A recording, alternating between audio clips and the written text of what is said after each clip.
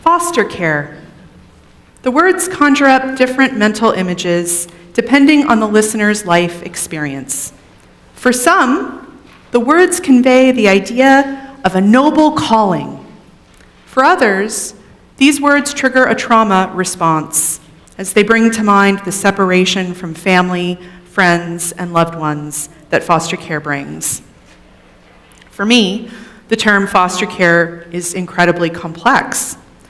One of the ways in which privilege has been present in my life is that I never personally experienced life in foster care, nor do I recall having friends in childhood who were placed in foster care. However, having spent the last 10 years of my life as a social worker in the field of child protection, I am intimately familiar with the realities of foster care, the good, the bad, and the ugly. I have visited children in foster placements where it was abundantly clear that the children were being well taken care of, and perhaps for the first time, were receiving consistent nurturing, affection, and structure. I have visited children in foster homes that I would not want to sleep in myself. Foster homes where it was evident that there was a huge cultural divide between the foster parents and the children they were caring for. Homes in which I sensed the foster parents had chosen to do this important work as a means of supplementing their income. And in my career, I have known of many children who were abused or died in foster care. And I have also seen the abuse and neglect that has required that children be placed in foster care until their parents can do the work of getting better so that their children can come home. Because of this, I know that foster care is necessary, at least in the world as it exists now. There are lots of organizations and individuals working to create a new and better world, one in which the role of foster care is greatly reduced. But first, let me tell you a bit more about the current realities of foster children and youth and the system that is responsible for them. Since the economic collapse of 2008, the child protection agencies of the Bay Area have faced a social worker staffing crisis of staggering proportions. On December 31st, 2008, I was laid off from Contra Costa County Children and Family Services. I was one of hundreds, possibly thousands, of other social workers throughout the state to have been displaced by the Great Recession. However, I considered myself fortunate. I had landed a job in Solano County and knew I would not be facing the uncertainty of unemployment. In fact, as the mass layoff date arrived in Contra Costa, I was almost relieved to be leaving, since the surviving workforce there faced reductions in programs, reassignments to areas in which they had never worked, and overwhelming caseload sizes. Over the last 6.5 years, the child protection workforce throughout the Bay Area has been struggling to recover from this drastic reduction in staff. The fewer social workers there are to attend to the needs of abused, neglected, and at-risk kids, the more likely it is that those doing the job will suffer from vicarious trauma, secondary traumatic stress, and burnout. Once social workers burn out and leave, caseloads go up, and the vicious cycle continues. And when burned out social workers stay, the repercussions can have devastating effects on kids' and families' lives. Child protection social workers who are overworked and emotionally overwhelmed are far more likely to miss indicators of danger and risk, and thereby miss opportunities for engaging in preventative work. Or, in the worst case scenario, children remain in dangerous environments. Burned out social workers are also far more likely to have insufficient time and energy to engage families and communities in collaborative planning towards substantive changes that will make kids safer. In addition to this crisis of understaffed child protection agencies, there are too few foster families to meet the needs of the population of foster children and youth. Just this week, I read an article about the struggles of the Oregon Child Protection Bureau. Their foster home situation is so dire, the child protection staff is sometimes forced to have newly removed children sleep in the office or get a hotel room for the night. While I am not aware of that extreme occurring locally, I do know that there are too many youth who are considered hard to place. And child welfare agencies spend a lot of time looking for placements for them, oftentimes coming up with solutions that are less than ideal. The shortage of foster homes is partly due to the cost of housing locally and the amount of time at work required to maintain housing in the Bay Area. The shortage is in part due to the high level of needs and behavioral challenges exhibited by many children and youth in foster care. Children who have experienced trauma are far more likely to have troubles, as our Time for All Ages story pointed out. And to be completely fair and transparent, the shortage is also due in part to the lack of support that foster families receive from child protection agencies and from society at large. As if all that weren't bad enough, there are new initiatives and state legislation that are about to place added pressure on the system. Beginning in January, California counties will be required to change the way that all foster families are licensed, which will tax already overburdened child protection agencies with new regulations and guidelines. In addition, a major reform will go into effect, which will limit the amount of time that youth can be placed in group homes. And recent legislation has required that child protection take the lead in multidisciplinary efforts to intervene in the issue of commercial sexual exploitation of children and youth, what used to be called child prostitution, and potentially place these exploited kids into foster care if their parents are unable to keep them safe on their own. While these reforms are necessary and important, and I support them, the reality is that the system is already groaning under the weight of the issues of simply identifying abuse and neglect, working with families and support networks to make kids safer, and keeping up with the crushing workload demands of complying with regulations and documentation. Now, I'm a social worker, and one thing social workers do is look for strengths. Lest we get too overwhelmed and depressed about the current state of affairs, let me tell you about some of the bright spots in the system as it stands now. In my current role as a trainer of child protection social workers, I have the opportunity to meet child welfare staff throughout the Bay Area. And I am constantly reminded of the dedication of those amazing souls who show up day after day, year in and year out, to bear witness to some of the most difficult situations imaginable, to dry the tears of the suffering, to offer support and reassurance to the vulnerable, to motivate and encourage people to make difficult and necessary changes, and to have hard conversations with compassion and respect. On a broader scale, there are incredibly encouraging practice trends that are emerging.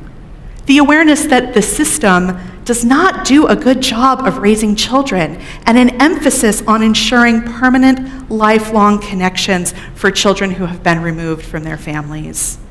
The recognition that families need the support of a network in order to keep kids safe, and a move toward helping families identify a support network so that child welfare can get out of their lives. The humility to admit that we professionals might have gotten something wrong, and to work in teams with families, community members, and other professionals so that the greatest number of solutions and voices can be brought to the table.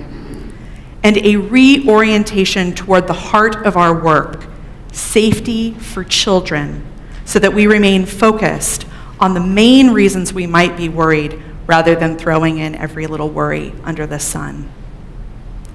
And there are a number of foundations, organizations, and partners that are working hard to reduce the rate of entry into foster care by strengthening communities and addressing some of the root causes of abuse and neglect, such as poverty, inequality in education, lack of opportunity, and so forth.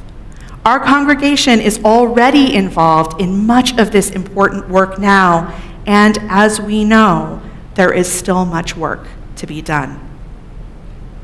So, while the conditions that increase the likelihood of abuse and neglect still exist, we still have a need for foster homes. I firmly believe that foster parenting is a radical act of social justice. Foster parents are, by definition, temporary caregivers, but they do not love temporarily. I worked with an older couple who fostered, loved, and worried over 3 sisters, the oldest of whom was 9, who had mostly been raising themselves in the family van while their mother moved them from state to state in search of work as a dancer. The foster parents told me they didn't know how to get the 9-year-old to start taking baths and were worried that she was being picked on at her new school because of her poor hygiene. These loving foster parents supported and helped the girls through the transition of preparing to move in with their grandmother, and cried as I drove away with the girls in the county car. Foster parents are transformed by the children they are entrusted to care for, and they do not forget them. Now, if I were to attempt to create the perfect foster parents, like some sort of benevolent Dr. Frankenstein, here's where I would start. First, I'd find someone who affirms the inherent worth and dignity of every person. You see where I'm going. Our Unitarian Universalist principles, helpfully printed on the back of your order of service, provide an excellent blueprint for the kind of foster parents that can best support and nurture children and youth while they are separated from their families. The first 2 in particular are values that I think our foster children and youth most especially need. Our first principle, the inherent worth and dignity of every person. When children are abused, neglected, or abandoned, removed from their families of creation and placed in foster care, they often believe that they are bad, broken, or somehow to blame. When parents have abused, neglected, or abandoned their children, resulting in the child's removal, parents often behave in ways that sabotage their efforts to reunify with their children, such as missing visits, or wait too long to begin to make substantive changes. The belief in the inherent worth and dignity of every person is a gift which the world desperately needs. This is a gift that can and should be given to the families on the furthest margins of our society. The children in foster care need this gift more than anyone. They need to know that they are loved and valued and respected for who they are. And they also need to know that those who are caring for them also value and respect the inherent worth and dignity of their parents whom they love. This way of being, which Unitarian Universalists affirm and promote, can be a radical act of healing for children and youth in care. Our second principle, justice, equity, and compassion in human relations. Foster parents are on the front lines of the struggle for justice and equity, as they are some of the best and fiercest advocates for children and youth who have been victimized and marginalized. Foster parents embody our second UU principle of justice, equity, and compassion in human relations every day, in every interaction with the children they care for and the constellation of professionals that surround the kids. As our Time for All Ages story also pointed out, there are plenty of adults around the children, biological parents, social workers, therapists, lawyers, judges, to name just a few. Foster parents have ample opportunities to live out our second principle on a daily basis by demonstrating justice, equity, and compassion with the entire network around the child. So, Unitarian Universalists have important gifts to give to the children and families involved with the child protection system.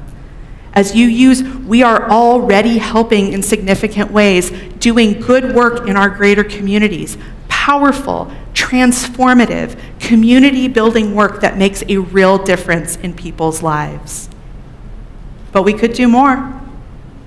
My most fervent hope is that today's service has stirred something within you, a desire perhaps to continue this conversation. What can I do? How can we help? If so, you are in luck. I will be facilitating a discussion on what we as a congregation could do to help on Sunday, September 11th, following the second service. There are many, many organizations, the Casey Family Foundation, Safe Families for Children, Together We Rise, that provide opportunities for groups to get involved. These opportunities range from providing sturdy tote bags for kids to pack their belongings in, instead of the garbage bags they are often provided with, to joining in larger efforts to strengthen communities with the explicit purpose of reducing the need for foster care.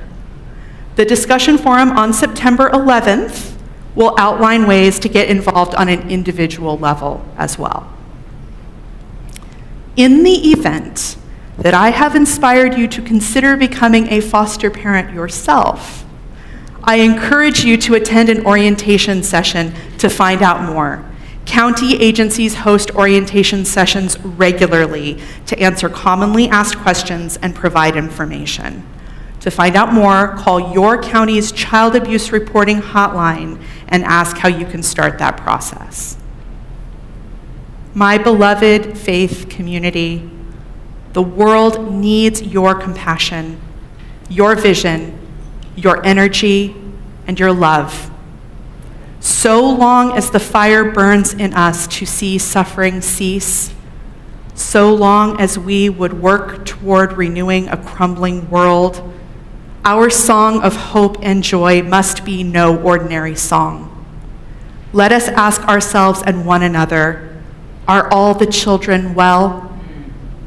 Let us be truly willing to hear the answer, and let us be the ones to make it so.